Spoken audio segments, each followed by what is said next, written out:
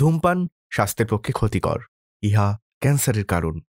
Smoking is injurious to health, it causes cancer. মা কালীর স্বয়ং পদার্পণ দেখে বিজলির বিদেহী আত্মা ভয়ে থমকে গেল। সে আর আক্রমণ করতে পারল না। মা কালী তার ভয়ঙ্কর দৃষ্টিতে বিজলির দিকে তাকালেন। বিজলির আত্মা তখন ভয়ে কুঁকড়ে চিৎকার করে বলল, মুক্তি দাও না, আমি আর প্রতিশোধ চাই না, আমি শান্তি চাই। মা কালী তার খড়গ তুলে বিজলির আত্মাকে স্পর্শ করলেন। এক মুহূর্তে সেই ডাকিনী শক্তি শান্ত হয়ে গেল।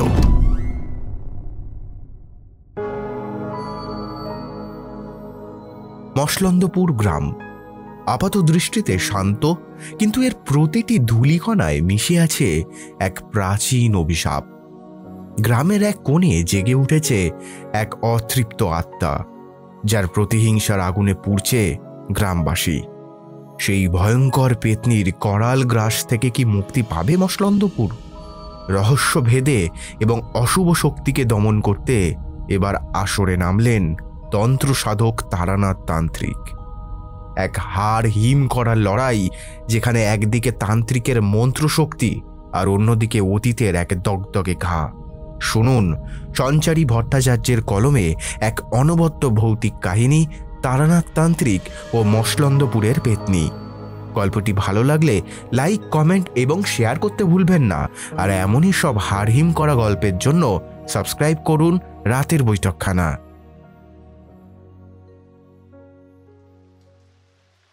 অন্ধকার ঘনিয়ে এসেছিল।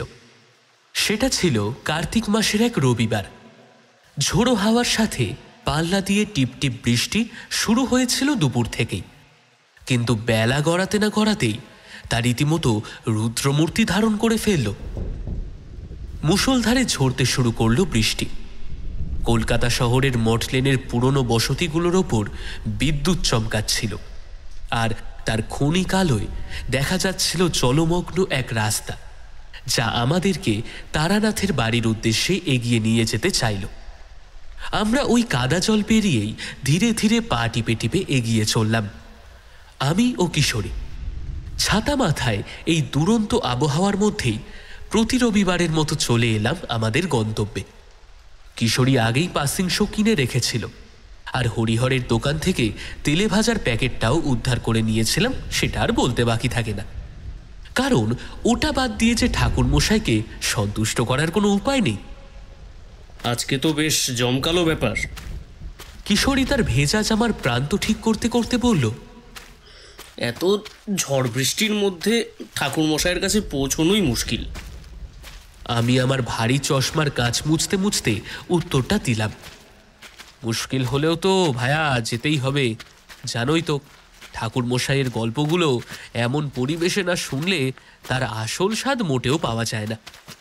আর তাছাড়া তিনি যে পুরনো কাহিনীর কথা আজ বলবেন বলে আমাদের জানিয়েছিলেন, সেটা শোনার জন্য কিন্তু মনটা বড্ড ছটফট করছে। সত্যি বলেছ। কিশোরী এক ঝলক আকাশের বিদ্যুৎ চমকানোর দিকে তাকিয়ে বলল, আজ নিশ্চয়ই খুব জমাটি কিছু হবে। মশলন্দপুরের পেতনি নামটা শুনেই গা ছমছম করছে বিভূতি। ভাবছি সেই 25 বছর আগের ঘটনাটা ঠিক কেমন ছিল। চলো আর দেরি করো না, ঠাকুরমশাই যখন বলেছেন তখন জমাটি না হয়ে আর যাবে কোথায়? হ্যাঁ, আমি কথাগুলো বলতে বলতেই পা চালাতে লাগলাম। জল আরো বাড়ার আগে তাড়াতাড়ি পৌঁছানো দরকার, কারণ ওখানে তো আবার জল জমে কিনা, ওটাই তো সমস্যা। অনেক কষ্টে আমরা তারানাথ তান্ত্রিকের বাড়ির জীর্ণ কাঠের দরজার সামনে এসে দাঁড়ালাম। দরজাটা সামান্য ভেজানো। আমি সাহস করে কড়া নাড়লাম। ভেতর থেকে একটা গম্ভীর স্বরে তারানাথ তান্ত্রিক বললেন, কে? বিভূতি নাকি? আরে কিশোরী যে, ভেতরে এসো, ভেতরে এসো। এমন দুর্যোগের রাতে যে তোমরা আসবে সে আমি ভাবতেও পারিনি। এসো এসো, ভেতরে এসো। আমি ভেতরে ঢুকে ওনার ঘরে গিয়ে বসলাম। উনি বললেন, চারিমা আজ বাড়িতে নেই, তাই আমি দরজাটা সামান্য ফাঁক করে রেখেছিলাম। সে মামার বাড়ি গেছে। ওখানে কয়েকদিন থাকবে। তারানাথের ঘরের স্যাঁতস্যাঁতে পুরনো গন্ধটা বৃষ্টির জোলো হাওয়ার সাথে মিশে এক অদ্ভুত পরিবেশ সৃষ্টি করেছিল। প্রণাম ঠাকুর মশাই। পেন নাম হই ঠাকুর মশাই। দুজনে প্রায় একসাথেই বলে উঠলাম। তারানাথ মৃদু হেসে ঘরের এক কোণে রাখা মাদুরটি দেখালেন, তারপর বললেন, দুজনেই তো ভিজে গেছো দেখছি, এমন ঝোড়ো আবহাওয়া, তবু তোমরা এলে। খুব স্বাদ হয়েছে বুঝি আজ গপ্প শোনার? কিশোরী হাসি মুখে বলল, আপনি না বললে হয়তো জানতেই পারতাম না যে এই পৃথিবীতে কত রহস্য লুকিয়ে আছে। আর আজ যে কাহিনীর কথা আপনি বলবেন বলেছিলেন, মসলন্দপুরের পেতনি, সেটা শুনতেই তো আশা ঠাকুর মশাই।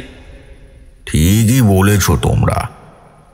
তারানাথ তার চিরচেনা ধীর ভঙ্গিমায় হ্যারিকেনের চিমটেটা সামান্য নাড়লেন। ঘরের কেন্দ্রে রাখা ধুনুচি থেকে ধোঁয়া উঠছিল। মৃদু আলো ছায়ায় তার মুখটি আরো রহস্যময় লাগছিল। তবে এটা কোনো গাঁজাখুরি কাহিনী নয়, বুঝলে। এটা ইতিহাসের এক অভিশাপের দলিল বলতে পারো, যা আমি নিজের চোখে পরখ করেছিলাম। এক অভিশপ্ত পেতনির কাহিনীর ইতিহাস। তা প্রায় ধরো আজ থেকে 25 বছর আগের কথা। আমার জীবনের সেই চরমতম পরীক্ষার সময়কার ঘটনা বলতে পারো, যা আমার ধারণাকে সম্পূর্ণরূপে বদলে দিয়েছিল। তারানাথ গভীর নিঃশ্বাস ফেললেন। তারপর তিনি বলতে শুরু করলেন, তখন আমার যৌবনকাল। তন্ত্র সাধনায় হাতে খড়ি হয়েছে মাত্র। গুরুর নির্দেশে আমি বেরিয়ে পড়েছিলাম এক কঠিন তপস্যার সন্ধানে। গন্তব্য ছিল মসলন্দপুরের এক প্রত্যন্ত শ্মশান। কলকাতা থেকে বেশ খানিকটা দূরে অবস্থিত ছিল সেই এলাকা, যার চারপাশে ছিল শুধুই বাঁশবন আর অন্ধকার। জনমানুষের চিহ্ন নেই বললেই চলে। এখনকার শহুরে জীবন থেকে তোমরা প্রকৃতির সেই দিকটার কথা কল্পনাও করতে পারবে না। গ্রামের সেই নির্জন নির্মম পরিবেশকে নিজের চোখে না দেখলে ধারণা করাটাই এক প্রকার অসম্ভব। কিন্তু আমায় তন্ত্র সাধনার গুহ্য বিষয়গুলিকে জানতে এমন নানা স্থানে যেতে হতো বই কি। আমার উদ্দেশ্য ছিল সেখানে বসে বিশেষ এক চক্র সাধনা সম্পন্ন করা। সেই শ্মশানেই আমার সাক্ষাৎ হলো আরেকজন মহাজ্ঞানী তান্ত্রিকের সাথে, যার নাম ছিল জটাধারী। দীর্ঘ জটা আর রুদ্রাক্ষের মালায় তার চেহারা দেখে প্রথমটায় ভয় পেলেও তার শান্ত চোখ দুটোতে আমি অপার জ্ঞান আর শক্তির আভাস পেয়েছিলাম। আমি তাকে আমার উদ্দেশ্য জানালাম, আর তিনিও আমাকে সাদরে গ্রহণ করলেন তার শিষ্য হিসাবে। আমি মনোযোগ দিয়ে শুনছিলাম। প্রশ্ন করলাম, জটাধারী মশাই আপনাকে কেমন শিক্ষা দিয়েছিলেন ঠাকুর মশাই? শুধুই কি পুঁথিগত জ্ঞান দিয়েছিলেন, নাকি কোনো ভয়ানক পরীক্ষাও নিয়েছিলেন? তারানাথ মৃদু হাসলেন, এরপর বললেন, ভালো প্রশ্ন করেছ বিভূতি। তন্ত্রের পথ শুধু পুঁথি বা মন্ত্রের মধ্যে সীমাবদ্ধ নয়। জটাধারী আমাকে নানান রকমের তন্ত্র সাধনা এবং ক্রিয়ার বিষয়ে শিক্ষাদান করেছিলেন। তবে তার মধ্যে প্রধান ছিল প্রেত এবং ভৌতিক জনিত পরীক্ষা। শ্মশানের নিস্তব্ধ রাতে তিনি আমাকে একা বসিয়ে রেখে দেখতেন আমি প্রেতের ডাকে ভীত হই কিনা। মাসান কালীর অট্ট হাসিতে আমার মন টলে কিনা। তিনি বলতেন, যতক্ষণ না তুমি ভয়কে নিজের বশে আনতে পারছো ততক্ষণ তুমি তোমার ইষ্টের কাছে পৌঁছাতে পারবে না। কিশোরী কৌতূহলী হয়ে জানতে চাইল, এমন কোনো পরীক্ষার কথা বলুন না ঠাকুরমশাই, যেটা খুব ভয়ঙ্কর ছিল। আপনি সেই সময় কি অনুভব করেছিলেন? তারানাথ দুহাত কপালে জড়ো করে ঠেকালেন, বললেন,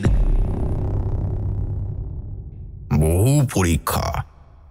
এক রাতে জটাধারী আমাকে এক সদ্য পোড়ানো চিতার পাশে বসিয়ে রেখেছিলেন। চারপাশ নিস্তব্ধ, শুধু ঝিঝি পোকার ডাক ছাড়া আর কিছুই শোনা যাচ্ছিল না। হঠাৎ দেখি চিতা থেকে ধোঁয়ার কুণ্ডলি পাকিয়ে এক বীভৎস অবয়ব বেরিয়ে এলো। তার চোখ দুটো আগুনের গোলার মতো জ্বলছে, আর সে আমাকে বলছে, তোর সাধনা আমি হতে দেব না তারানাথ, তোকে আমার সঙ্গে থাকতে হবে। বিশ্বাস করো তোমরা, আমার সমস্ত শরীর অসাড় হয়ে গিয়েছিল, কিন্তু জটাধারী মশাইয়ের কথা মনে পড়ল। মনে রেখো, ভয় হলো মনের সবচেয়ে বড় দুর্বলতা। একে জয় করতে পারলেই শক্তি তোমার বশ হবে। আমি চোখ বুজে কেবল আমার ইষ্টদেবী মধুসুন্দরীর নাম জপ করতে লাগলাম। কয়েক মুহূর্তের মধ্যেই সেই অবয়ব ধীরে ধীরে বাতাসে মিলিয়ে গেল। জটাধারী মশাই পরে এসে বলেছিলেন, তুমি প্রথম ধাপ অতিক্রম করেছো তারানাথ। এখন তুমি এক কঠিন পরিস্থিতির মুখোমুখি হওয়ার জন্য তৈরি হও। তারানাথ এক মুহূর্ত চুপ করলেন, আর তৎক্ষণাৎ বাইরে বিদ্যুতের আলোয় আমাদের ওই মর্টলেনের ঘরটা একেবারে ঝলসে উঠল। তারানাথ পাসিং শোয়ে একটা টান দিয়ে গল্পে পুনরায় প্রবেশ করলেন। এই তান্ত্রিক ক্রিয়া চলাকালীন জটাধারী আমাকে আরও বেশ কিছু গুরুত্বপূর্ণ কথা বলেছিলেন। একদিন তিনি আমাকে কাছে ডেকে খুব অদ্ভুত একটা সতর্ক বার্তা দিয়েছিলেন। তিনি বলেছিলেন, দেখো তারানাথ, তোমার তন্ত্র সাধনা পূর্ণ হতে চলল, কিন্তু মনে রাখবে তোমার আসন্ন সময়ে এক কঠিন পরিস্থিতির মুখোমুখি হতে হবে। প্রকৃতি তোমাকে সেই পরীক্ষার মুখে দাঁড় করাবে। আমি কপালখানা কুঁচকে জিজ্ঞেস করলাম, আচ্ছা ঠাকুরমশাই, সেটা যে কি হতে পারে তিনি তা বলেননি, তাই না? না বিভূতি, তিনি শুধু বলেছিলেন, সেটা কি তা তোমাকে নিজেই উদ্ধার করতে হবে। আমি শুধু পথ দেখাতে পারি, পরীক্ষার সমাধান তোমাকে নিজেই করতে হবে বৎস। এটি তোমার চূড়ান্ত পরীক্ষা। এই কথাগুলো আমার মনে গেঁথে গিয়েছিল। আমি তখন বুঝতে পারিনি তার এই কথাগুলোই আমার পরবর্তী জীবনের নির্মম অভিজ্ঞতার ইঙ্গিত বহন করছিল। এইভাবে আমার সাধনার কাজ প্রায় সমাপ্ত হয়ে এলো। ঠিক সেই সময় এক রাতে বাইরে এমনই ঝড় বৃষ্টির তাণ্ডব চলছিল, এই যে এমনটা আজ হচ্ছে। আমি আমার কুটিরের ভেতরে বসে শেষ আহুতি দিচ্ছি। এমন সময় দরজায় হঠাৎ কড়া নাড়ার শব্দ হলো। আমি চমকে উঠলাম। ভাবলাম, এই ঝড় বাদলের রাতে, এই দুর্যোগে এখানে কে আসবে? আমি দরজা খুলতেই দেখলাম ভিজে চুপসে যাওয়া দুটি মানুষ এসে দাঁড়িয়েছে। তাদের মধ্যে একজন ছিল বেশ বয়স্ক, সম্ভ্রান্ত চেহারার। পরে জেনেছিলাম তিনি ছিলেন ওই গ্রামেরই মোড়ল মশাই, আর অন্যজন ছিল অপেক্ষাকৃত কম বয়সী। তার কপালে ছিল সিঁদুর চন্দনের ছাপ। তিনি ছিলেন ওই গ্রামেরই পুরোহিত। তারা দুজনেই হাঁপাতে হাঁপাতে আমার পায়ে এসে লুটিয়ে পড়লেন। মোড়ল মোড়ল মশাই কাতর স্বরে বললেন, বাবা বাবা, আপনি আপনি আমাদের বাঁচান বাবা। মসলন্দপুর গ্রাম যে প্রায় শ্মশান হতে বসেছে। আপনি আপনি দয়া করুন বাবা, একটু দয়া করুন। তখনই জানতে পারলাম এক ভয়ঙ্কর ঘটনার কথা। গ্রামের মোড়ল জানালেন, তাদের গ্রামে এক পেতনির উপদ্রব শুরু হয়েছে। গত কয়েক মাসে বহু মানুষ নৃশংসভাবে মারা গেছে। মানুষগুলো মরেছে এমনভাবে দেখলে মনে হয় যেন তাদের শরীরের সমস্ত রক্ত শুষে নেওয়া হয়েছে। গ্রামবাসীরা আতঙ্কে গ্রাম ছেড়ে পালাবার কথা ভাবছে। তিনি আরও জানালেন, আজ থেকে বেশ কিছু বছর আগে, অর্থাৎ যে সময় আমি জটাধারীর কাছে শিক্ষা নিতে গিয়েছিলাম, ঠিক একই ধরনের মৃত্যুর ঘটনা ঘটত ওই গ্রামে। সেই সময় এক অপঘাতে মৃত নারীর আত্মা গ্রামে উপদ্রব শুরু করেছিল। অনেক কাঠ খড় পুড়িয়ে সেই পেতনিকে দমন করা হয়েছিল, কিন্তু মোড়ল মশাই এবং পুরোহিতের দৃঢ় ধারণা ছিল সেই পেতনিরই আত্মাই নাকি আবার ফিরে এসেছে ওই গ্রামকে ধ্বংস করতে, এবং এই সমস্ত ভয়ঙ্কর অনিষ্টগুলো সেই করে চলেছিল। অতীতের সেই দুর্ভাবনাময় ঘটনাটা আবার ফিরে এসেছিল ওই গ্রামে।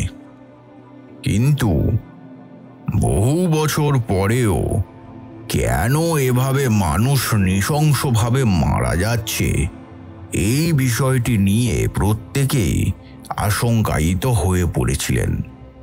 কারণ তারা বিশ্বাস করতেন, বহু বছর আগে এই পেতনির প্রকোপ থেকে গ্রামকে উদ্ধার করা হয়েছিল, তবে ওই পেতনি পুনরায় কিভাবে ফিরে আসতে পারে, এই ধারণাই তাদের অন্তরটাকে কুড়ে কুড়ে খাচ্ছিল।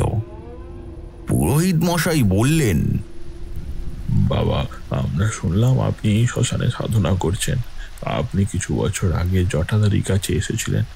তখন উনি এই পেতনির প্রকোপ থেকে আমাদের পূর্বপুরুষদের কিছুটা হলেও রক্ষা করেছিলেন, কিন্তু ওনার এই গ্রাম ছেড়ে হঠাৎ চলে যাওয়ার কারণটা আমরা কেউই উপলব্ধি করতে পারিনি।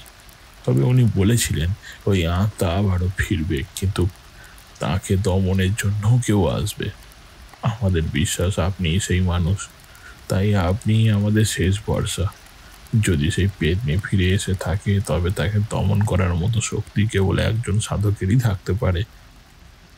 আমি সেদিন বুঝেছিলাম জটাধারী আমায় কোনো দুর্বিষহ পরিস্থিতির সম্মুখীন হওয়ার কথা পূর্বেই জানিয়েছিলেন। পুরোহিতের মুখের কথাগুলি শুনে আমি নিশ্চিত হতে পেরেছিলাম বৈকি। তারানাথ তান্ত্রিক কিছুক্ষণ স্থির দৃষ্টিতে ধনুচির ধোঁয়ার দিকে তাকিয়ে রইলেন। এরপর আবারও বলতে শুরু করলেন। আমি মনোযোগ সহকারে তাদের সমস্ত কথা শুনলাম। জটাধারী মশাইয়ের সতর্ক বার্তা আমার কানে বাজছিল। মনে হলো হয়তো এটাই সেই কঠিন পরিস্থিতি যার কথা তিনি আমাকে বলেছিলেন। আমি আর দেরি করলাম না, মোড়ল ও পুরোহিত মশাইকে অভয় দিলাম। বললাম, ভয় পাবেন না, যার ইষ্টদেবী মা মধুসুন্দরী, সে কোনো অপশক্তির কাছে হার মানে না। পরদিন সকালেই তাদের সঙ্গে করে আমি রওনা হলাম মসলন্দপুর গ্রামের উদ্দেশ্যে।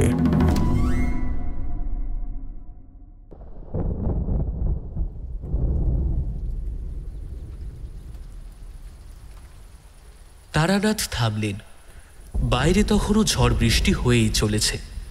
আমি বললাম, তারপর কি হলো ঠাকুরমশাই? গ্রামে পৌঁছে আপনি কি দেখলেন? সে এক ভয়ঙ্কর দৃশ্য বিভূতি। কথাটা বলেই তারানাথ ধীরে সুস্থে এক পাত্রে জল ঢেলে চোখ বন্ধ করে কিছুক্ষণ মন্ত্রপাঠ করলেন। তারপর সেই জল সামান্য পান করে বাকিটা তার জটার ওপর ছিটিয়ে দিলেন। সেই পবিত্র জলের স্পর্শে ঘরের ভেতরের পরিবেশটা যেন আরও শান্ত ও নিয়ন্ত্রিত হয়ে উঠল। তারানাথ পুনরায় শুরু করলেন।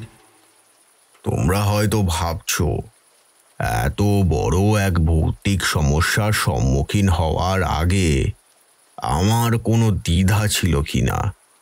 ছিল, ভয় সন্দেহ সবই ছিল, কিন্তু জটাধারী মশাইয়ের কথা মনে পড়ল। ভয়কে বশে আনতে শিখতে হবে। আমি তখনই মনস্থির করেছিলাম, যেভাবেই হোক এই অভিশাপের মূল খুঁজে আমাকে বের করতেই হবে। আমি তার পাশে থাকা ওই লণ্ঠনটাকে একটু কাছে টেনে আনলাম।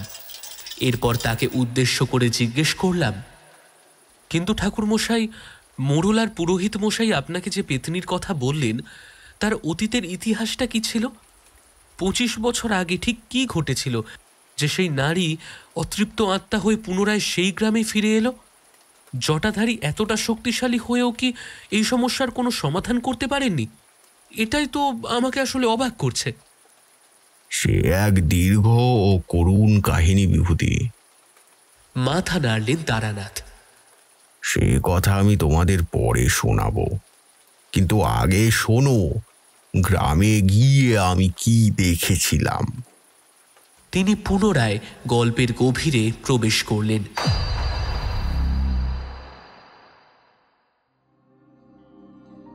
মোড়ল এবং পুরোহিত মশাইয়ের সাথে আমি যখন মসলন্দপুরের দিকে রওনা হলাম তখনও ছিল আকাশের মুখ ভার। বৃষ্টি থেমেছিল বটে, কিন্তু বাতাস বইছিল হু হু করে। পথঘাট তখনও ছিল জল কাদায় মাখা। রাস্তার গ্যাসের বাতির আলো ছেড়ে যত আমরা গভীরে ঢুকতে লাগলাম ততই যেন পরিবেশের নিস্তব্ধতা আরো বেশি করে গ্রাস করতে শুরু করলো আমাদেরকে। ওই প্রত্যন্ত অঞ্চলের গ্রামটি যেন নিজেকে এক গভীর বিষাদের চাদরে মুড়ে রেখেছিল।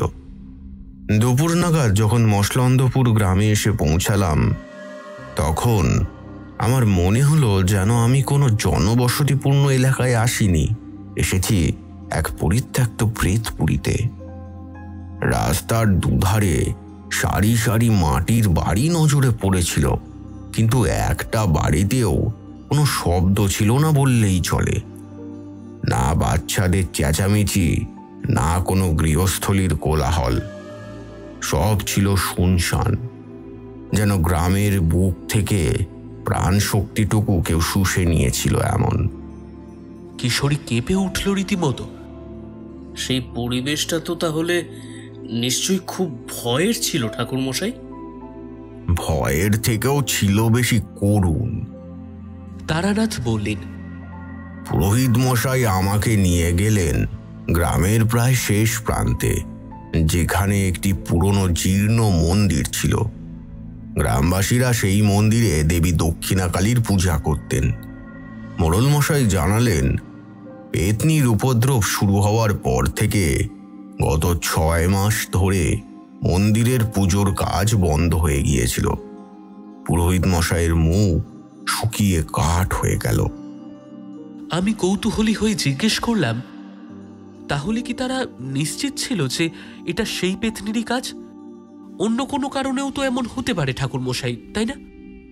বিভূতি, আমিও প্রথমে ভেবেছিলাম হয়তো অন্য কোনো অপদেবতা বা অশুভ শক্তির কাজ এগুলো, কিন্তু মোড়ল মশাই তখন আমাকে গ্রামের সাম্প্রতিক মৃত্যুগুলোর কথা বলতে শুরু করলেন।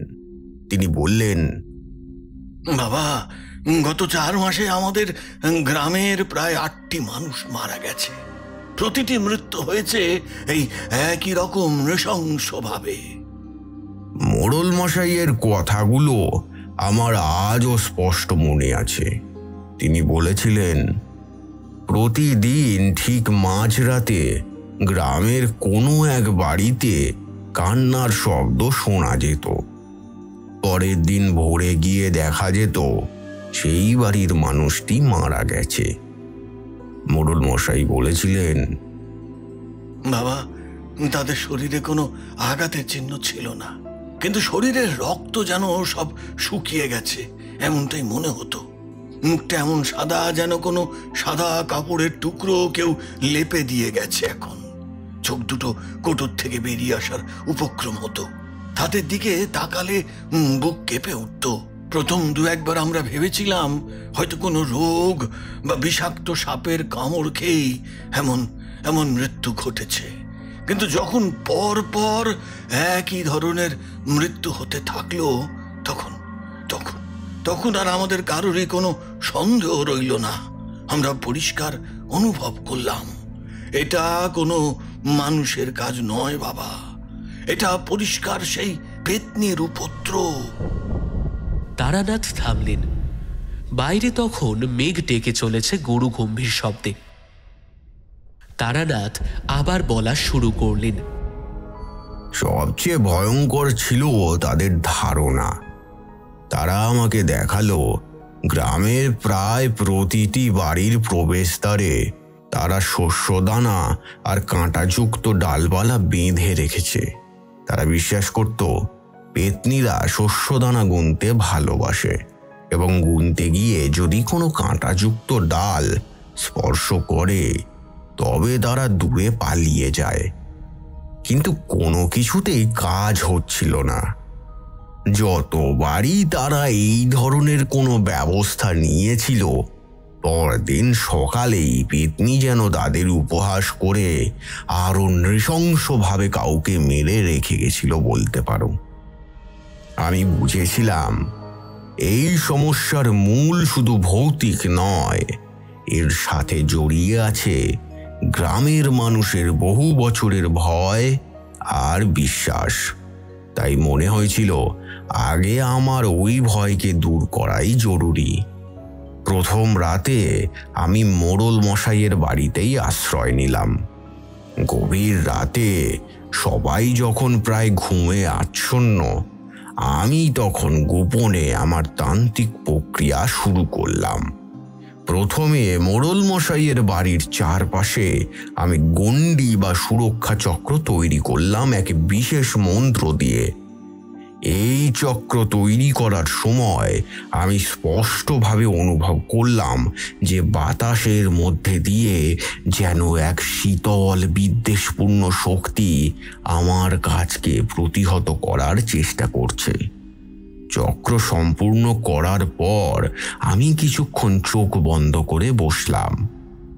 জটাধারী মশাই আমাকে শিখিয়েছিলেন, যখন তুমি কোনো অপশক্তির মুখোমুখি হবে তখন কেবল তোমার চোখ নয়, তোমার মন এবং তন্ত্র শক্তি দিয়েও তার উপস্থিতি অনুভব করতে শিখবে। কিশোরী নিচু স্বরে জিজ্ঞেস করল, আপনি কি তখন সেই পেতনির কোনো উপস্থিতি অনুভব করেছিলেন ঠাকুরমশাই? হ্যাঁ কিশোরী, আমি অনুভব করেছিলাম।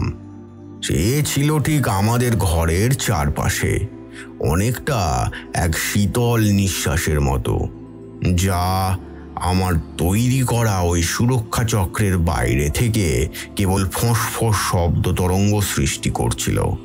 আমি স্পষ্ট বুঝতে পারছিলাম সে যেন অত্যন্ত রাগান্বিত। আমার সাহস দেখে সে অবাক হয়েছিল, কিন্তু আমার শক্তিতে প্রবেশ করতে পারছিল না। প্রথমবার আমার গণ্ডি ভেদ করে সে কোনো অনিষ্ট করতে পারল না, কিন্তু সেই রাতেই আমার কানে এলো এক অস্ফুট কণ্ঠস্বর, যা আমাকে উদ্দেশ্য করে বিদ্রূপ করে বলল, কালী সাধক, ফিরে যা, এই গ্রাম আমার, তোর ক্ষমতা নেই আমাকে ঠেকানোর। আমি ভয় পাইনি কিশোরী, তবে বুঝতে পেরেছিলাম এই শক্তি অত্যন্ত প্রাচীন, বিদ্বেষী এবং অবশ্যই খুব শক্তিশালী। এটা শুধু একজন সাধারণ অতৃপ্ত আত্মা নয়, এর পিছনে আরও কোনো গভীর রহস্য আছে। পরদিন সকালে আমি প্রথমেই মন্দির সংস্কারের কাজ শুরু করলাম। পুরোহিত মশাইকে অভয় দিয়ে বললাম, ভয় পাবেন না, দেবী মায়ের আশীর্বাদে এই অপশক্তির বিনাশ হবেই। গ্রামের লোকজনকে সাহস জোগালাম। আমার কাছে থাকা কিছু বিশেষ ভেষজ মন্ত্র দিয়ে আমি গ্রামটির সীমানা শুদ্ধ করার কাজ শুরু করলাম। আমি তখন গ্রামবাসীদেরকে বলেছিলাম, তোমরা তোমাদের মন থেকে ভয় দূর করো। তোমাদের ভয়ই এই শক্তিকে আরও বেশি ক্ষমতা যোগাচ্ছে। এবার থেকে তোমরা শুধু তোমাদের ইষ্ট দেবীর নাম জপ করবে। আমি এখানে থাকতে থাকতে এটির নিবারণের পূর্ণ প্রস্তুতি নেব। আশা করি সে আর তোমাদের কোনো ক্ষতি করতে পারবে না। আমি এই প্রথমবার একটু বিভ্রান্ত হলাম। কিন্তু ঠাকুরমশাই, আপনি তো কেবল সুরক্ষার কাজ করলেন। পেতনি কেন এত সহজে মেনে নিল যে আপনি এসে তাকে বাধা দিচ্ছেন? কেন সে দিনের বেলায় কিছু করল না? খুব ভালো প্রশ্ন বিভূতি। তারানাথ চশমার কাচের ওপর হাত বোলালেন। অপশক্তির একটা মূল নিয়ম হলো তারা দুর্বলতার সুযোগ নেয়। দিনের বেলায় সূর্যালোকে বা শক্তিশালী সাধকের উপস্থিতিতে তাদের ক্ষমতা দুর্বল হয়ে যায়। তাছাড়া সে আমার কঠিন পরীক্ষা নিতে চাইছিল। কোনো শক্তিশালী প্রেত শক্তি সাধারণত লড়াইয়ের আগে তার প্রতিপক্ষকে খুব ভালো করে পর্যবেক্ষণ করে। সে বুঝতে পেরেছিল আমি একজন সাধারণ সাধক নই, তাই সে সরাসরি সংঘর্ষে না গিয়ে অপেক্ষা করছিল ঠিক সময়ের জন্য। আর সেই সময়টা ছিল আসন্ন অমাবস্যার রাত। আমি জানতাম আসল খেলাটা শুরু হবে অমাবস্যার রাতেই। তার আগে আমার হাতে বেশি সময় ছিল না। আমাকে দ্রুত সেই পেতনির আসল রহস্য এবং তাকে দমন করার উপায় খুঁজে বার করতে হয়েছিল। আর সেই উপায়ের সন্ধান দিতে পারতেন কেবল আমার ইষ্ট দেবী মা মধুসুন্দরী। তখনই আমার মনে পড়ে গেল জটাধারী মশাইয়ের বলা কথাগুলো। তিনি বলেছিলেন, তোমাকে নিজেই সমাধানের পথ উদ্ধার করতে হবে তারানাথ। আমি বুঝতে পারলাম পেতনির পরিচয় এবং তার প্রতিশোধের কারণ উদ্ঘাটন করাই হবে আমার প্রথম কাজ। তাই আমি মোড়ল মশাই ও পুরোহিত মশাইকে ডেকে পাঠালাম। তাদের কাছে জানতে চাইলাম 25 বছর আগের সেই অসম্পূর্ণ ইতিহাসের আড়ালে লুকিয়ে থাকা অধরা রহস্যের কথাগুলিকে। তারানাথ তাকালেন বাইরের দিকে। বৃষ্টি একটু ধরে এসেছিল, কিন্তু বাতাস বয়ে চলেছিল সমান তালে। তাদের বলা সেই কাহিনী এতটাই মর্মান্তিক ছিল যে শুনলে তোমাদেরও মন খারাপ হয়ে যাবে। আর সেই কাহিনী থেকেই বেরিয়ে এসেছিল এমন এক ভয়ঙ্কর তথ্য যা এই পেতনির নৃশংস মৃত্যুর রহস্যের সাথে অঙ্গাঙ্গিকভাবে জড়িত। তারানাথ ধীরে সুস্থে আবার খাটিয়ার ওপর আরাম করে বসলেন। তার চোখ দুটো যেন অতীত আর বর্তমানের মাঝখানে কোনো এক অদৃশ্য বিন্দুতে স্থির হয়ে দাঁড়িয়েছিল বলেই মনে হলো। তোমরা হয়তো ভাবছ কিশোরী, তারানাথ মৃদু স্বরে বলতে শুরু করলেন, আমি কেন শুধু শুধু সেই পেতনির ইতিহাস জানার জন্য এতটা উৎসুক ছিলাম। একটি তান্ত্রিকের কাজ তো হওয়া উচিত অপশক্তিকে দমন করা, তাই না? তার ইতিহাস জানার আবার কি প্রয়োজন? কিন্তু না, তন্ত্র সাধনার অর্থ শুধুমাত্র বল প্রয়োগ করাই নয়, এটি এক গভীর জ্ঞান এবং ন্যায়ের সাধনাও বলতে পারো। জটাধারী মশাই বলতেন, কোনো আত্মা অকারণে অতৃপ্ত হয় না। তার কষ্টের উৎস জানতে পারলে তাকে বিনাশ নয়, মুক্তি দেওয়া বরং আরো সহজ হয়। কিশোরী বলল, আপনি ঠিক বলেছেন ঠাকুরমশাই। আমারও মনে হচ্ছিল এত বছর পরে যদি সেই আত্মা ফিরে আসে তবে নিশ্চয়ই তার প্রতিশোধের আগুন নেভেনি। সেই আসল কারণটা কি ছিল ঠাকুরমশাই? তারানাথ এক গভীর নিঃশ্বাস ফেললেন। এরপরে পুনরায় গল্প বলতে আরম্ভ করলেন। আমি মোড়ল ও পুরোহিত মশাইকে ডেকে 25 বছর আগের সেই ঘটনার কথা জানতে চাইলাম। তারা প্রথমে ইতস্তত করছিলেন। পুরনো দিনের খারাপ কথা সহজে কেউ বলতে চায় না, কিন্তু আমি যখন তাদের বোঝালাম যে গ্রামের পরিত্রাণ সেই ইতিহাসের ওপর নির্ভর করছে, তখন মোড়ল মশাই বলতে শুরু করলেন। মোড়ল মশাই বলেছিলেন, বাবা, সেই ঘটনা যখন ঘটেছিল তখন আমাদের গ্রাম অনেক শান্ত ও সুখী ছিল। সেই অভাগী মেয়ের নাম ছিল বিজলি। বিজলি ছিল গ্রামের এক দরিদ্র পরিবারের মেয়ে, কিন্তু রূপে ও গুণে সে ছিল অতুলনীয়া। যেমন তার রূপ, তেমনই ছিল তার সরল মন। বিজলির ওপরে গ্রামের অনেক ধনী যুবকেরই নজর পড়েছিল, কিন্তু বিজলি ভালোবাসত ওই গ্রামেরই এক অতীব সাধারণ রাখাল ছেলেকে। নাম ছিল তার শশী। তাদের ভালোবাসা ছিল পবিত্র। তারা গোপনে বিয়ে করে ঘর বাঁধার স্বপ্ন দেখত। কিন্তু কিন্তু সেই সময় গ্রামে ছিল এক প্রতাপশালী জমিদার পরিবার। সেই জমিদার পরিবারের এক লম্পট যুবক, যার নাম ছিল প্রতাপ, বিজলির রূপে মুগ্ধ হয়ে তাকে জোর করে পেতে চেয়েছিল। মোড়ল মশাইয়ের মুখ ভয়ে শুকিয়ে যাচ্ছিল যখন তিনি এই কথাগুলো বলছিলেন। পুরোহিত মশাই মাথা নিচু করে কেবল তাকে সমর্থন করছিলেন। মোড়ল মশাই আরো বললেন, একদিন গভীর রাতে যখন গ্রামে বিজলির বিয়ে নিয়ে আলোচনা চলছে, প্রতাপ এবং তার দলবল বিজলির বাড়িতে হানা দিল।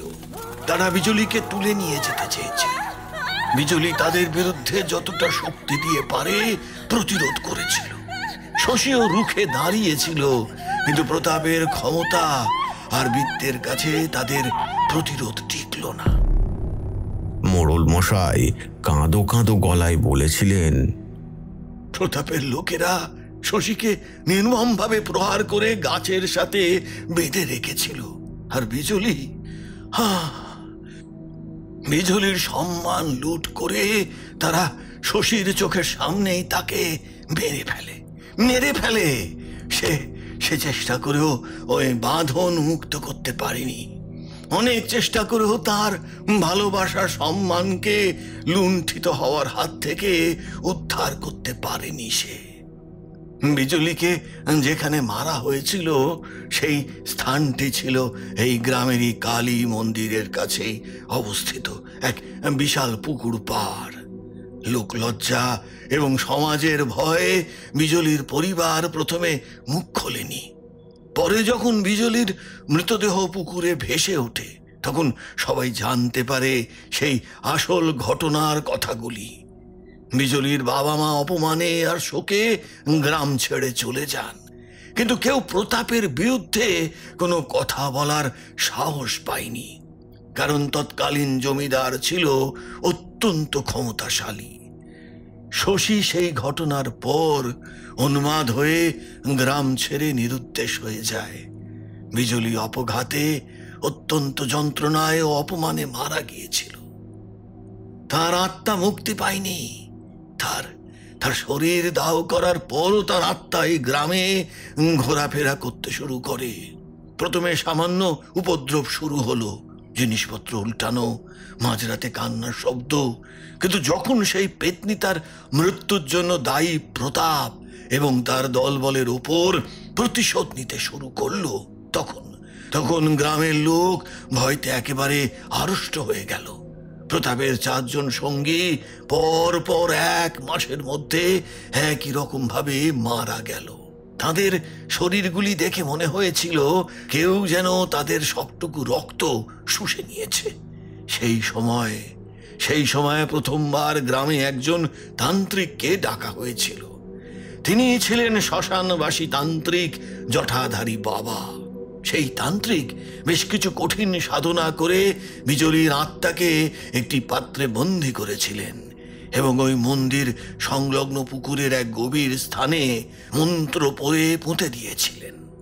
এরপর টানা 25 বছর ধরে এই গ্রামটা বেশ শান্তই ছিল। কিন্তু এখন সেই একই ধরনের মৃত্যুর আতঙ্ক আবার শুরু হয়েছে। আবার প্রত্যাবর্তন করেছে সেই বিভীষিকা। এই করুণ ইতিহাস শোনার পর আমি চুপ করে রইলাম কিছুক্ষণ। আমার মন বলল, বিজলি প্রতিহিংসা পরায়ণ হলেও তার প্রতিশোধের ভঙ্গিতে যথেষ্ট ন্যায় ছিল। কিন্তু একটা প্রশ্ন আমার মনে এলো, 25 বছর পর সে ফিরে এলো কেন? আর কেনই বা সে এখন গ্রামের সাধারণ মানুষকে আক্রমণ করছে? যারা এই ঘটনার জন্য দায়ী তাদের ক্ষতি কেন করতে চাইল সে? আমি মোড়ল মশাইকে জিজ্ঞাসা করলাম, প্রতাপ কোথায়, যে এই সমস্ত ঘটনার জন্য দায়ী ছিল? সে কি এখনো বেঁচে আছে? মোড়ল মশাই বললেন,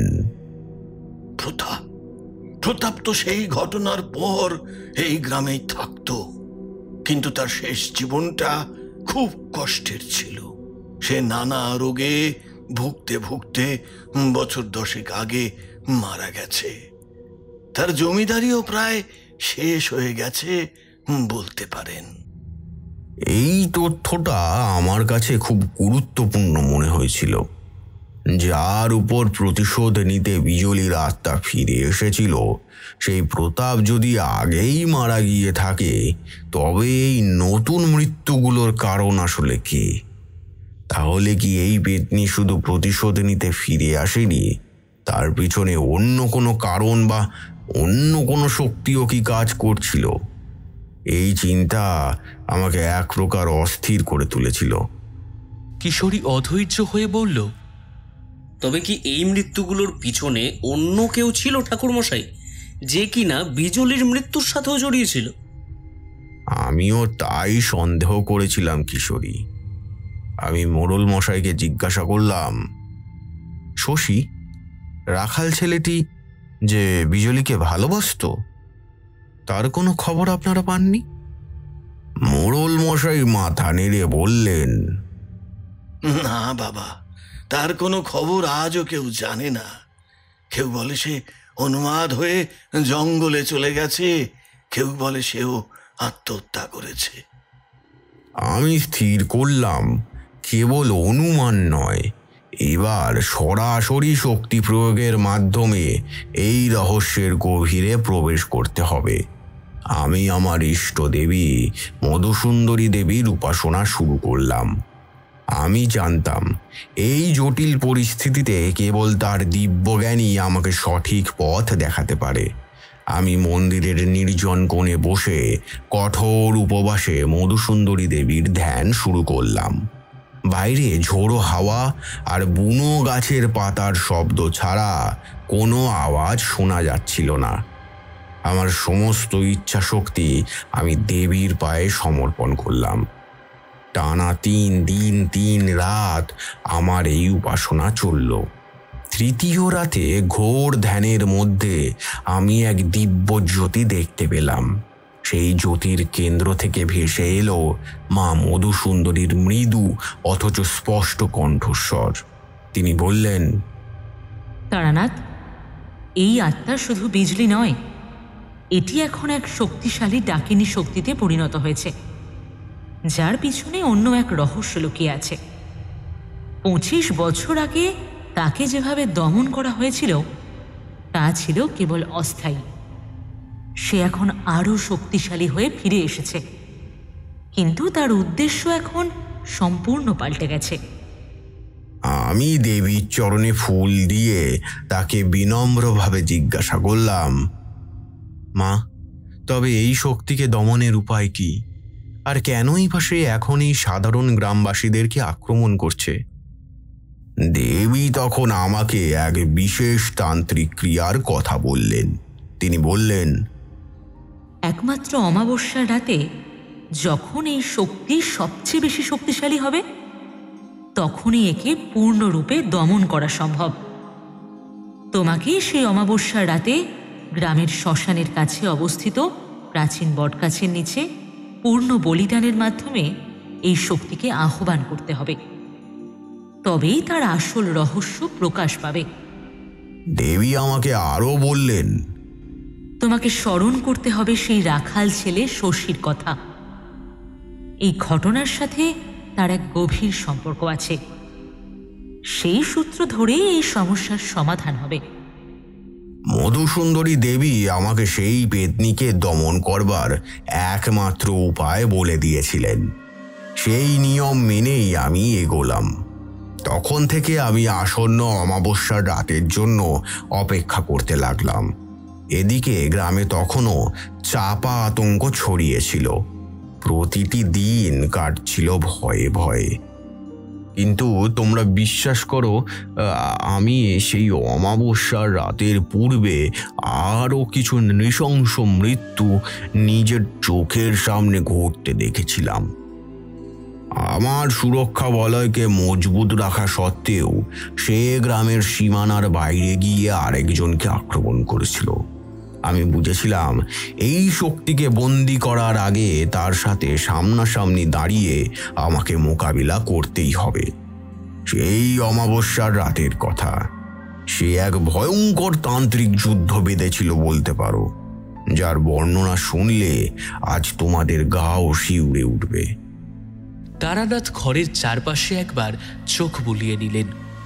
বাইরে তখনও বৃষ্টির রেশ রয়ে গিয়েছিল, আর হ্যারিকেনের ক্ষীণ আলোয় ঘরের ছায়াগুলো আরও একবার নড়ে উঠল। তারানাথ তার ধনুচির আগুনে আরও কিছু চন্দন কাঠ ফেলে দিলেন। মিষ্টি গন্ধটা ঘরের মধ্যে থাকা থমথমে ভাবটিকে সামান্য হলেও হালকা করে ফেলল।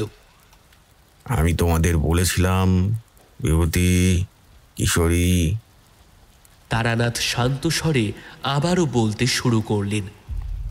মা মধুসুন্দরী আমাকে একটি উপায় বলে দিয়েছিলেন, কিন্তু একই সাথে তিনি এও বলেছিলেন এই শক্তি শুধু বিজলির শক্তি নয়, এটি এখন এক শক্তিশালী ডাকিনী শক্তিতে পরিণত হয়েছে। এই তথ্যটা আমার কাছে ছিল সব থেকে গুরুত্বপূর্ণ, কারণ এর অর্থ ছিল বিজলির আত্মার পিছনে অন্য কোনো অশুভ শক্তি বা অন্য কোনো জীবিত ব্যক্তি ছিল, যে এই শক্তিকে নিজের স্বার্থের উদ্দেশ্যে ব্যবহার করেছিল। কিশোরী ভয় মিশ্রিত কণ্ঠে বলল, তাহলে কি ঠাকুরমশাই, প্রতাপের মৃত্যুর পরেও কেউ এই আত্মাটিকে নিজের কাজে লাগাচ্ছিল? কিন্তু কেন? সেই কেনর উত্তরই আমাকে খুঁজে বের করতে হয়েছিল কিশোরী, আর তার জন্য দরকার ছিল পূর্ণ শক্তি সঞ্চয় করে অমাবস্যার রাতের জন্য অপেক্ষা করা। আমি মনোযোগ দিয়ে বললাম, আপনার সুরক্ষা চক্র তৈরি করার পরেও কি গ্রামে কোনো অনিষ্ট হয়েছিল ঠাকুরমশাই? আপনি বলেছিলেন আপনি আরও কোনো নৃশংস মৃত্যু দেখেছিলেন, তাই না? ঠিকই ধরেছ বিভূতি। আমি যখন গ্রামে পৌঁছালাম অমাবস্যার পূর্ণ অন্ধকার আসতে তখনও প্রায় 4 দিন বাকি ছিল। এই 4 দিন আমাকে ওই গ্রামেই থাকতে হয়েছিল। এই সময়টা আমার জীবনের সবচেয়ে কঠিন সময় ছিল বলতে পারো। আমার তৈরি করা গণ্ডি গ্রামের মানুষদের রক্ষা করছিল ঠিকই, কিন্তু পেতনির আক্রমণ করার পদ্ধতি একেবারেই পাল্টে গেল। তৃতীয় দিন রাতে এক ভয়ঙ্কর ঘটনা ঘটল। গ্রামের বাইরে এক চাষির বাড়ি ছিল। আমি যে সুরক্ষা চক্র তৈরি করেছিলাম তার পরিধি ছিল গ্রামের মূল বসতি পর্যন্ত। রাতের বেলায় সেই চাষি তার গরুকে জল দিতে গ্রামের সীমানা পার করে একটু দূরে গিয়েছিল। মাঝরাতে গ্রামের দিক থেকে একটি আর্তনাদ ভেসে এলো। সেই আর্তনাদ এতই বীভৎস ছিল যে গ্রামের প্রতিটা মানুষ ভয়ে জমে গিয়েছিল। আমি তক্ষুনি পুরোহিত মশাই এবং মোড়ল মশাইকে নিয়ে সেই দিকে ছুটলাম। বাইরের আকাশ তখন মেঘে ঢাকা, বিদ্যুৎ চমকাচ্ছে মুহুর্মুহু। যতবার বিদ্যুৎ চমকাচ্ছে ততবার মনে হচ্ছে যেন চারপাশটা কোনো ভয়ানক ঘটনার সাক্ষী হওয়ার জন্য প্রস্তুত হচ্ছে। আমরা যখন সেখানে পৌঁছালাম তখন যা দেখলাম তা দেখে আমার মতন তান্ত্রিকও স্তম্ভিত হয়ে গিয়েছিল। দেখলাম ওই চাষিটি রাস্তায় মুখ থুবড়ে পড়ে আছে। তার শরীরটা ছিল একদম রক্তশূন্য, সাদা আর শুকনো। কিন্তু সবচেয়ে ভয়ঙ্কর ছিল তার গলার কাছে দুটি সূক্ষ্ম ক্ষত চিহ্ন। দেখে মনে হচ্ছিল যেন কোনো তীক্ষ্ণ দাঁত অথবা কোনো ধারালো কিছু দিয়ে তার রক্ত শুষে নেওয়া হয়েছে। মোড়ল মশাই ভয়ে চিৎকার করে উঠলেন, আবার আবার সেই অভিশাপ ফিরে এলো বাবা। আমরা কিছুতেই আর রক্ষা পাবো না গো, রক্ষা পাবো না। গ্রামের লোকেরা দূর থেকেই ওদিকে এসে ক্রমশ ভিড় জড়ো করছিল, কিন্তু ভয়ে কেউ কাছে আসছিল না। পুরোহিত মশাই ইষ্ট দেবীর মন্ত্র জপ করতে শুরু করলেন, কিন্তু তার কণ্ঠস্বর ঠকঠক করে কাঁপছিল। আমি স্পষ্ট বুঝলাম সেই ডাকিনী শক্তি আমাকে চরম সংগ্রামের পূর্বাভাস দিতে চাইছে, হুঙ্কার জানাচ্ছে। সে বোঝাতে চাইছিল আমার গণ্ডি গ্রামের ভেতরে কাজ করলেও সে গ্রামের বাইরে গিয়েও মানুষকে নৃশংসভাবে মারতে পারে। তার রাগ ছিল একান্তই আমার উপর। সে আমাকে সতর্ক করে দিচ্ছিল। আমি মৃতের কাছে হাঁটু গেড়ে বসে কিছু মন্ত্র পাঠ করলাম, যাতে অন্তত তার আত্মা মুক্তি পায়। তারপর মোড়ল মশাইকে ডেকে উদ্দেশ্য করে বললাম, চিন্তা করবেন না, এই শক্তির শেষ ঘনিয়ে এসেছে। অমাবস্যার রাত আর একদিন পরেই, সেদিনই এর বিনাশ হবে। কিন্তু এই মুহূর্তে আপনাদের একটি কাজ করতে হবে। গ্রামের প্রতিটি মানুষকে বলে দিন যেন তারা কেউ ঘরের বাইরে না বেরায়, বিশেষ করে রাত্রি 9টার পরে। আমি সেদিন রাতটা কাটানোর জন্যই গ্রামের সেই জীর্ণ প্রাচীন কালী মন্দিরটিকেই বেছে নিলাম। আমি বুঝতে পারছিলাম বিজলির আত্মা যেহেতু মন্দির সংলগ্ন পুকুর পাড়েই নিহত হয়েছিল, তাই এই মন্দিরের সাথে সেই অপশক্তির এক গভীর যোগসূত্র আছে। হয়তো এখানেই আমি সেই ডাকিনী শক্তির আসল রহস্যের কোনো সূত্র খুঁজে পাব। আমি সেই রাতে একাই মন্দিরে ছিলাম। চারপাশ থেকে ঝোড়ো বাতাসের শো শো শব্দ ভেসে আসছিল। ভেতরে কোনো আলো ছিল না, কেবল আমার হাতের প্রদীপের ক্ষীণ আলোটাই নজরে পড়ছিল। আমি প্রদীপ রেখে মন্দিরের ভেতরের প্রতিটি কোণগুলি ঘুরে দেখতে শুরু করলাম। দেওয়ালের গায়ে পুরনো দিনের মা কালীর চিত্র আর তার ঠিক পাশের জীর্ণ হয়ে যাওয়া কিছু ফলক নজরে পড়ল। তখন বিদ্যুৎ চমকাচ্ছে ঘন ঘন। যতবার বিদ্যুৎ চমকাচ্ছিল ততবারই দেওয়ালে আঁকা মা কালীর মুখটা যেন জীবন্ত হয়ে উঠছিল। হঠাৎ আমার চোখ গেল মন্দিরের গর্ভগৃহের পিছনের দিকে। সেখানে একটি পুরনো পাথরের টুকরো রাখা ছিল, যা সাধারণ চোখে মনে হবে মন্দিরেরই অংশ। কিন্তু আমি যখন সেই পাথরটি সরালাম তখন দেখলাম তার নিচে একটি ছোট গর্ত রয়েছে। সেই গর্তের মধ্যে রাখা ছিল একটি তালাবন্ধ তামার সিন্দুক।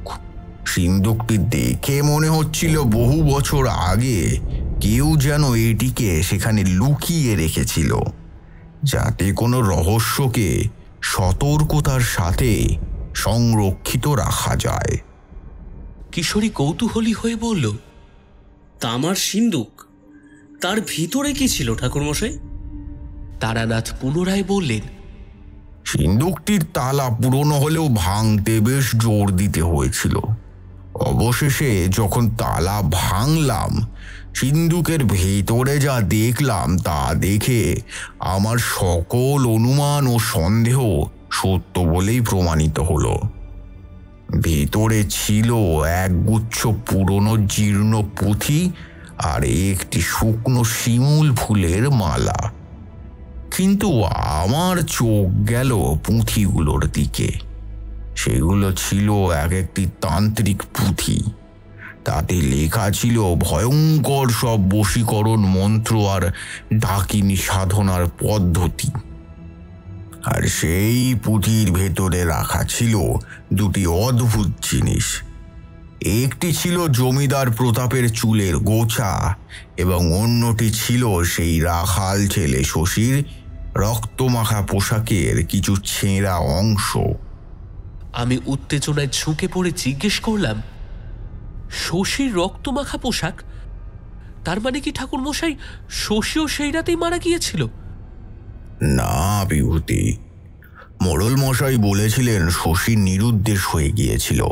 কিন্তু এখানে যদি শশীর রক্তমাখা পোশাকের অংশ থাকে, তার মানে কেউ হয়তো শশীর উপর কোনো তান্ত্রিক ক্রিয়া করেছিল।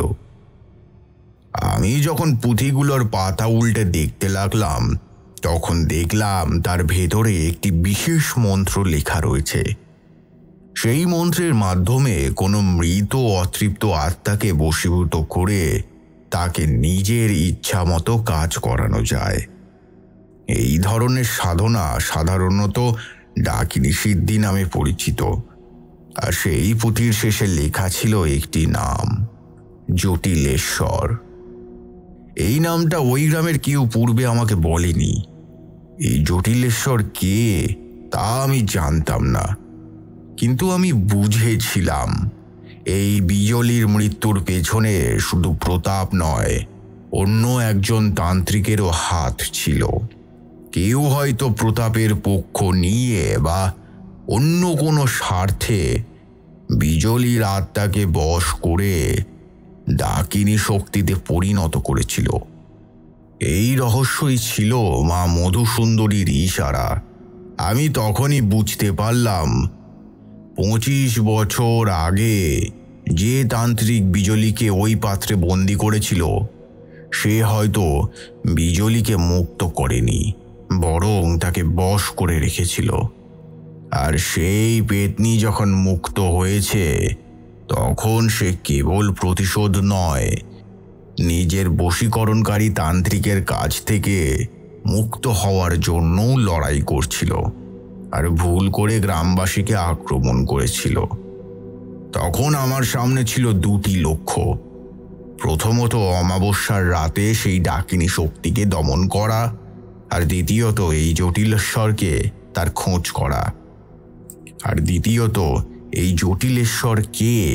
খোঁজ করা। আমি পুঁথিগুলো যত পড়ছিলাম, ততই জটাধারী মশাইয়ের কথা মনে পড়ছিল। তোমাকে নিজেই উদ্ধার করতে হবে। আমি বুঝেছিলাম জটাধারী মশাই আমাকে সেই কঠিন পরিস্থিতির মোকাবিলা করার জন্যই তৈরি করেছিলেন। আমি মন্দিরে বসেই পরের দিন অমাবস্যার জন্য আমার সমস্ত শক্তি ও মন্ত্রকে প্রস্তুত করলাম। আমি জানতাম পরদিন রাতেই আমার সেই অভিশাপের সাথে মুখোমুখি হতে হবে, যেখানে থাকবে ঝড়, বিদ্যুৎ আর এক ভয়ঙ্কর তান্ত্রিক যুদ্ধ। তারানাথ বললেন, তোমরা হয়তো ভাবছো সেই রাতে আমার সাথে ঠিক কি ঘটেছিল, তাই তো? তারানাথ এবার খাটিয়ার ওপর থেকে উঠে ঘরের মাঝখানে রাখা তার ছোট্ট আসনটির দিকে এগিয়ে গেলেন। তিনি তার হাতের জপমালাটি স্পর্শ করে গভীর মনোযোগে কিছুক্ষণ চোখ বন্ধ করে রইলেন। এই দৃশ্য দেখে আমিও কিশোরী বুঝতে পারলাম এবার গল্পের সেই চূড়ান্ত মুহূর্তের কথা তিনি বলবেন। আর হলেও ঠিক তাই, আমার অনুমানে আখেরে মিলে গেল। আমি তোমাদের বলেছিলাম অমাবস্যার রাতে আমাকে সেই ডাকিনী শক্তির সঙ্গে লড়াই করতে হয়েছিল। তারানাথ তার গম্ভীর স্বরে শুরু করলেন, কিন্তু তার আগে আমাকে সেই আসল রহস্য উন্মোচন করতে হয়েছিল, যার সম্পর্কে দেবী মধুসুন্দরী দেবী আগেই ইঙ্গিত দিয়েছিলেন। কিশোরী দ্রুত জিজ্ঞেস করল, তাহলে কি আপনি জানতে পেরেছিলেন জটিলেশ্বর কে? আর শশীর রক্তমাখা পোশাকের রহস্য কি ছিল? তারানাথ মৃদু হাসলেন। সেখানেই ছিল আসল মোচড়। জটিলেশ্বর নামের সেই তান্ত্রিক শুধু বিজলিকে বশ করেছিল তাই নয়, সে এই গ্রামেরই কেউ ছিল। আর সেই রহস্য লুকিয়েছিল মোড়ল মশাই এবং পুরোহিত মশাইয়ের কথায়। তামার সিন্দুকের পুঁথিগুলো পড়ার পর আমার মনে একটি সন্দেহ দানা বাঁধল। আমি মোড়ল মশাইকে এক রাতে ডেকে আনলাম। পুরোহিত মশাইয়ের কথা জানতে চাইলাম। মোড়ল মশাই বললেন, পুরোহিত মশাই তো একজন খুবই সৎ এবং ধর্মপ্রাণ মানুষ। তিনি গ্রামের সবার সেবা করেন। কিন্তু আমি পুঁথিতে জটিলেশ্বরের যে হাতের লেখা দেখেছিলাম তা অনেকটাই পুরোহিত মশাইয়ের হাতের লেখার মতোই ছিল। আর সেই রাতেই আমার মনে পড়ল, বিজলির মৃতদেহ যখন পাওয়া যায় তখন পুরোহিত মশাই দ্রুত তান্ত্রিককে ডেকে এনেছিলেন এবং এই ঘটনার সাক্ষী ছিলেন। তিনি সেই সময় অনেক রহস্যজনক কাজও করেছিলেন যা মোড়ল মশাই ভুলে গিয়েছিলেন। কিন্তু আমার মনে পড়ল, আমি মোড়ল মশাইকে একটি বিশেষ প্রশ্ন করলাম। বিজলি যখন মারা যায় তখন তার পরিবার গ্রাম ছেড়ে চলে গেল, কিন্তু শশীর কি হলো? পুরোহিত মশাই কি শশীর খোঁজ করেছিলেন? মোড়ল মশাই অনেক ভেবে বললেন, পুরোহিত মশাই তখন বলেছিলেন, হ্যাঁ, যে শশী উন্মাদ হয়ে চলে গেছে আর তাকে খুঁজে বের করার কোনো প্রয়োজন নেই। তিনি শশীর রক্তমাখা কাপড় পুড়িয়ে ফেলার পরামর্শ দিয়েছিলেন। আমি তখন আর অপেক্ষা করলাম না। আমি মোড়ল মশাইকে বললাম, মোড়ল মশাই, বিজলিকে যে তান্ত্রিক ডাকিনীতে পরিণত করেছে সে বাইরের কেউ নয়, সে এই গ্রামেরই লোক। সে হলো আমাদের পুরোহিত মশাই। তার আসল নাম জটিলেশ্বর। সে হয়তো কোনো তান্ত্রিক শক্তি লাভের জন্য বিজলির অপঘাতে মৃত আত্মাকে ব্যবহার করেছে এবং সেই শক্তিকে কাজে লাগিয়ে গ্রামবাসীদের ওপর নিজের আধিপত্য বজায় রাখতে চেয়েছিল। প্রতাপের মৃত্যুর পর সেই শক্তি দুর্বল হতে শুরু করেছিল, তাই সে আবার সেই ডাকিনীকে বশ করে নতুন করে উপদ্রব সৃষ্টি করেছে। মোড়ল মশাই আমার কথা শুনে মাটিতে লুটিয়ে পড়লেন। তিনি বিশ্বাসই করতে পারছিলেন না, কিন্তু পুরোহিত মশাইয়ের আচরণে কিছু অস্বাভাবিকতা তিনিও লক্ষ্য করছিলেন। তিনি বললেন, বাবা, পুরোহিত মশাইয়ের কথাগুলো মাঝে মাঝে খুব রুক্ষ মনে হতো, আর তিনি মন্দির বন্ধ থাকাকালীন মাঝে মাঝেই গভীর রাতে একা মন্দিরে যেতেন। হ্যাঁ বাবা। আমি বললাম, অমাবস্যার রাতে সে আবার তার ডাকিনীকে আহ্বান করবে। সে ভেবেছিল আমি কেবল দুর্বল আত্মা দমন করতে এসেছি, কিন্তু এখন আমি সম্পূর্ণ প্রস্তুত। সে ভেবেছিল আমি হাজারো লোককে সন্দেহ করলেও তার দিকে কোনোদিনও সন্দেহের দৃষ্টি নিক্ষেপ করব না। কিন্তু সে ভুলে গিয়েছিল একজন তান্ত্রিক তার মনোবল এবং সাধন শক্তিকে কাজে লাগিয়ে অসাধ্য সাধন করতে পারে, অভেদ্য কিছুকেও ভেদ করতে পারে।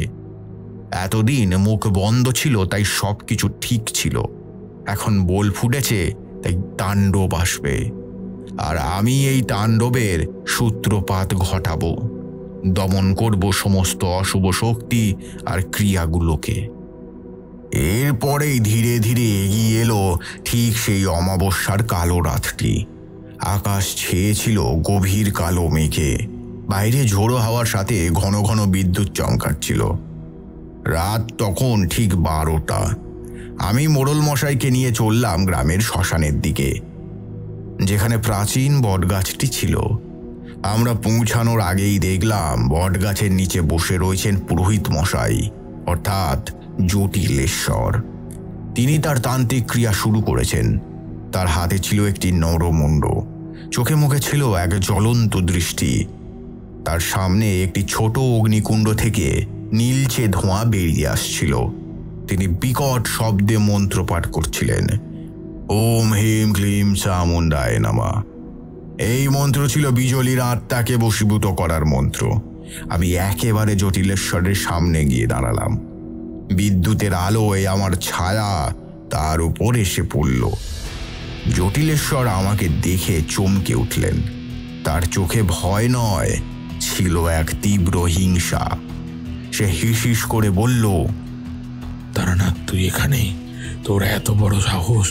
তোর সাধনা আমি পূর্ণ হতে দেব না। আমি শান্তভাবে বললাম, জটিলেশ্বর, তোর অধর্মের সাধনা আজই শেষ হবে। তুই এক নিষ্পাপ আত্মাকে ব্যবহার করেছিস। মা মধুসুন্দরী তোকে ক্ষমা করবে না। আমার কথা শেষ না হতেই জটিলেশ্বর ভয়ঙ্কর ভাবে হাসতে শুরু করলো।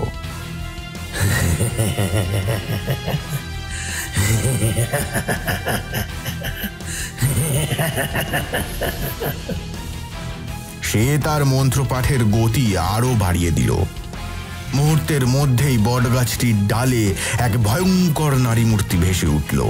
সেই ডাকিনী শক্তি, যা ছিল বিজলির বিকৃত আত্মা।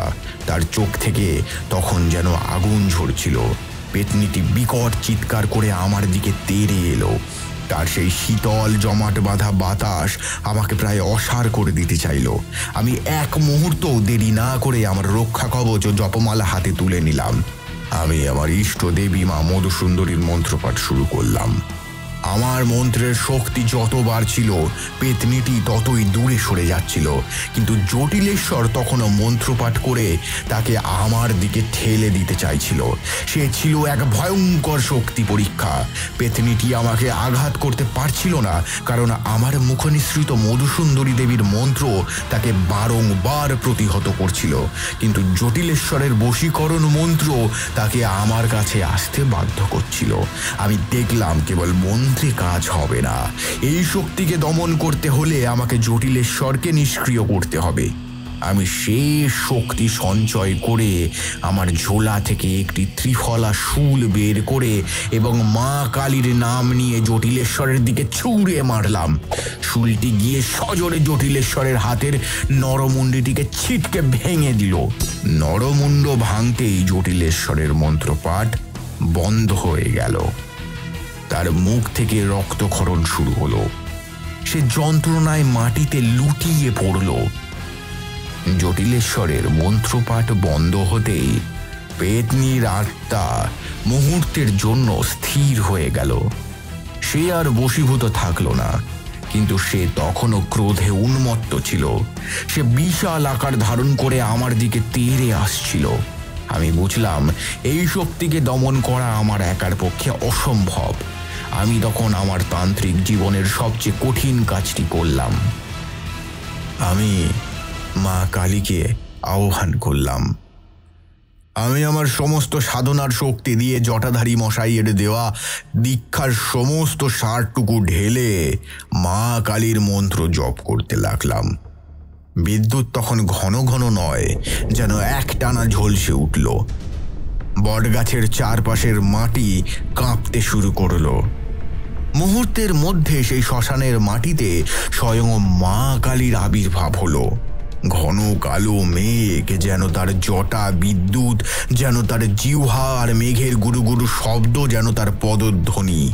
এক ভয়ঙ্কর অথচ প্রেমময় রূপে তিনি বট গাছের নিচে এসে দাঁড়ালেন। তার এক হাতে ছিল খড়গ আর অন্য হাতে ছিল সদ্য কাটা নরমুণ্ড। মা কালীর স্বয়ং পদার্পণ দেখে বিজলির বিদেহী আত্মা ভয়ে থমকে গেল। সে আর আক্রমণ করতে পারল না। মা কালী তার ভয়ঙ্কর দৃষ্টিতে বিজলির দিকে তাকালেন। বিজলির আত্মা তখন ভয়ে কুঁকড়ে চিৎকার করে বলল,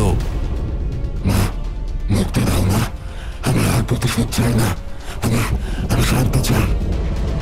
মা কালী তার খড়গ তুলে বিজলির আত্মাকে স্পর্শ করলেন। এক মুহূর্তে সেই ডাকিনী শক্তি শান্ত হয়ে গেল। তারপর সেই আত্মা এক আলোক রশ্মি হয়ে নিমিষে বাতাসে মিলিয়ে গেল। একই সাথে মাটিতে লুটিয়ে পড়া জটিলেশ্বরও সেই আলোক রশ্মিতে পুড়ে ছাই হয়ে গেল। মা কালী নিজে স্বয়ং পদার্পণ করে ওই বেদনীকে দমন করে গ্রামকে সংকটজনক পরিস্থিতির হাত থেকে উদ্ধার করলেন। এরপর দেবী অন্তর্হিতা হলেন। সেই রাতে আমি বিজলির আত্মার জন্য শেষকৃত্য করলাম, যাতে সে মুক্তি পায়। তারানাথ থামলেন। তার চোখে তখনও সেই দিব্য জ্যোতির রেশ স্পষ্ট উন্মেলিত হচ্ছিল।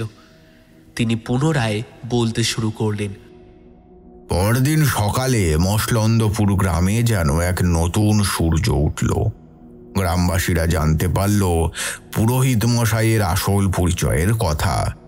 গ্রামের যে মন্দিরে এতকাল ওই অপশক্তির কারণে পুজোর কাজ বন্ধ ছিল তা পরিষ্কার করা হলো। গ্রামের মোড়ল মশাইয়ের উদ্যোগে আবার নতুন করে গ্রামে পুজোর কাজ শুরু হলো।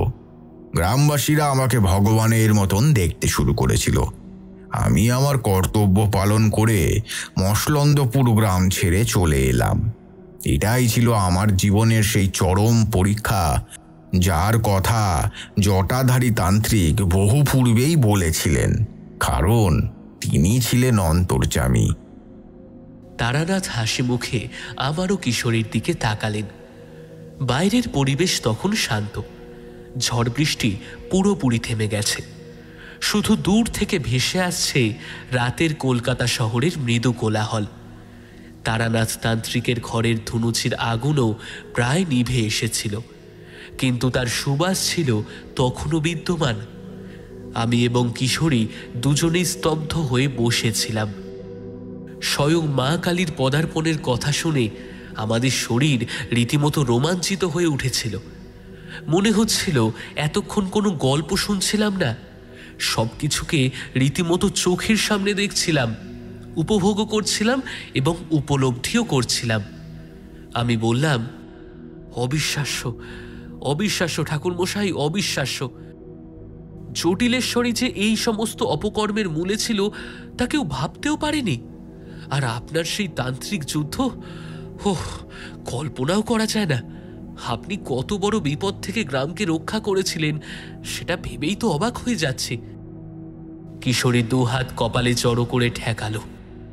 স্বয়ং মা কালীর আবির্ভাব! ইস, সেই দৃশ্য যদি একবার নিজের চোখে দেখতে পেতাম! আপনার মতো সাধক না হলে এই ধরনের শক্তিকে দমন করা হয়তো সম্ভব হতো না। তারানাথ মৃদু হেসে মাথা নাড়ালেন। তার মুখে তখন এক গভীর প্রশান্তির ছাপ। দেখো ভায়ারা, আমি হলাম কেবল মায়ের সেবক মাত্র। আমার শক্তি বা আমার সাধনা সবই তার কৃপা দৃষ্টির অনুকূল। জটাধারী মশাই আমাকে সেই কঠিন পরিস্থিতির জন্য প্রস্তুত করেছিলেন, আর মা মধুসুন্দরী আমাকে পথ দেখিয়েছিলেন। আমি শুধু সেই নির্দেশ পালন করেছিলাম মাত্র। আমি একটু ইতস্তত করে বললাম, আচ্ছা, সেই রাখাল ছেলে শশীর রক্তমাখা পোশাকের অংশ জটিলেশ্বরের সিন্ধুকে কেন দিয়েছিল ঠাকুরমশাই? জটিলেশ্বর কি শশীকেও মেরে ফেলেছিল নাকি? তারানাথ বললেন, তোমরা আমার কাহিনীর প্রতি তীক্ষ্ণ নজর রেখেছ বিভূতি। আমি যখন জটিলেশ্বরের শরীর পুড়ে ছাই হতে দেখলাম, তখন আমার মনে হলো শরীর রহস্যটা হয়তো আজও অজানাই রয়ে গেল। কিন্তু পরে মোড়ল মশাইয়ের কাছ থেকে একটি তথ্য জানতে পেরেছিলাম। মোড়ল মশাই জানিয়েছিলেন, ঘটনার পরদিন সকালে তারা দেখেছেন জটিলেশ্বর সেই পুকুর পাড়ে একা দাঁড়িয়েছিল। হয়তো জটিলেশ্বর শশীকে হত্যা করেনি, কিন্তু তাকে গুরুতর আহত করেছিল এবং তার রক্তমাখা পোশাকের অংশ নিজের তান্ত্রিক ক্রিয়ার জন্য নিয়েছিল। সম্ভবত জটিলেশ্বর শশীর জীবনের ওপর আঘাত করে তাকে উন্মাদ করে গ্রাম থেকে তাড়িয়ে দিয়েছিল, আর শশীর রক্তমাখা কাপড় ব্যবহার করেছিল বিজলির আত্মাকে বশীভূত করার জন্য। অর্থাৎ জটিলেশ্বর শরীর ভালোবাসা ও বিজলির বেদনাকে তার জটিলেশ্বর শশীর ভালোবাসা ও বিজলির বেদনাকে তার উদ্দেশ্যে ব্যবহার করেছিল। কিশোরী দীর্ঘশ্বাস ফেলল। খুবই মর্মান্তিক পরিণতি। বিজলির আত্মা শেষ পর্যন্ত মুক্তি পেল, এটাই বড় কথা। মুক্তি তো পেল কিশোরী। তারানাথ সম্মতি জানালেন। আর মসলন্দপুর গ্রাম অভিশাপ মুক্ত হলো। এরপর অনেক বছর কেটে গেছে, সেই গ্রামে শান্তি ফিরে এসেছে। মন্দিরে আবার প্রতিদিন আরতি হয়, শিশুরা নির্ভয়ে খেলা করে। আমার কাছে এটাই বড় পাওয়া। তারানাথ তার আসন ছেড়ে উঠে এলেন। তারপর আমারও কিশোরীর সামনে দাঁড়ালেন এসে। তার চোখে স্নেহ ঝরে পড়ছিল। তা তোমাদের কেমন লাগলো এই কাহিনী? আমি উঠে দাঁড়িয়ে তাকে সম্মতি জানিয়ে বললাম, অসাধারণ ঠাকুরমশাই, আপনি কেবল গল্প বললেন না, আপনি আমাদের চোখ খুলে দিলেন। এই পৃথিবীর রহস্যময় দিকের প্রতি আমাদের আকর্ষণকে আরও বাড়িয়ে দিলেন। আপনার গল্পে ভয় আছে, কিন্তু তার চেয়েও বেশি আছে সেটা হচ্ছে ন্যায় এবং শুভ শক্তির জয়। কিশোরীও উঠে তারানাথের পায়ে হাত দিয়ে প্রণাম করল। আমরা আপনার কাছে চিরকৃতজ্ঞ ঠাকুরমশাই। আপনি না থাকলে হয়তো জানতেই পারতাম না যে কিছু সত্যি সময়ের আড়ালে কিভাবে লুকিয়ে আছে। তোমরা সুখী হও, তোমাদের জ্ঞান আরো বৃদ্ধি পাক। তারানাথ দুজনকে আশীর্বাদ করলেন। তবে একটা কথা মনে রেখো, এই পৃথিবীতে যেমন বিজ্ঞান আছে, তেমনই আছে আধ্যাত্মিকতা। সব কিছুর ঊর্ধ্বে রয়েছে মানুষের বিবেক, সেটাই আসল শক্তি। আমি এবং কিশোরী তখন বাড়ির উদ্দেশ্যে রওনা হওয়ার জন্য তৈরি হলাম। আমরা দুজনে এরপর তারানাথ তান্ত্রিকের বাড়ির দরজা পেরিয়ে মঠ লেনের অন্ধকারের পথে পা বাড়ালাম।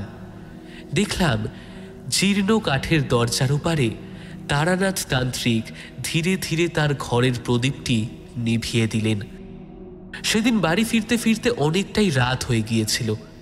তবে আবারও এমনই একটা রোমাঞ্চকর গল্প শোনবার ঝোঁক কিন্তু থেকে গিয়েছিল।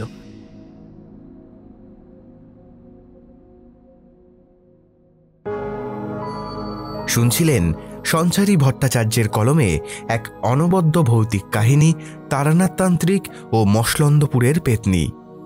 আজকের গল্পের গল্প পাঠে ও বিভূতির চরিত্রে শুভম, কিশোরী রুদ্র, জটাধারী দিগন্ত, গ্রামের মোড়ল রাজ, বিজলি বর্ণালী, পুরোহিত রাজদীপ, অবয়ব আকাশ, মধুসুন্দরী দেবী মধুরা ও তারানাথ তান্ত্রিকের চরিত্রে শুভঙ্কর গোস্বামী।